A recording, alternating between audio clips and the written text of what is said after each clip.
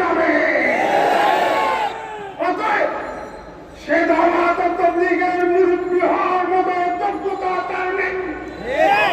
সে খুনি, তার নির্দেশে খুন হয়েছে। কোনো খুনি দাওয়াত ও তাবলীগের মেহনত করতে পারে না।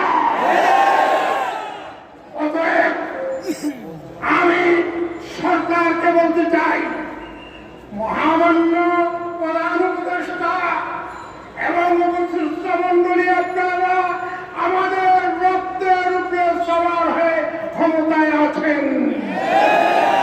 এই দেশের আলমরা 13 সালে রক্ত দিয়েছে, 18 দিয়েছে, 21 দিয়েছে, 24 দিয়েছে।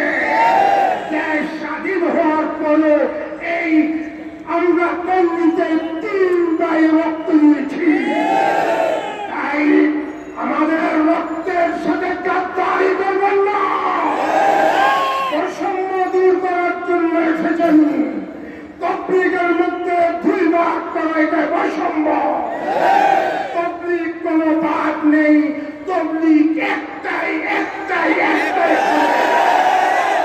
সেটা হবে ওলামায়ে কেরামের নেতৃত্বে। জাহেলের নেতৃত্বে তাবলীগ হতে পারে না। এবং বাংলাদেশের শীর্ষ ওলামায়ে কেরাম, বাংলাদেশের হাজারি পটিয়া সহ সবাই স্পষ্ট ফতোয়া দিয়েছে।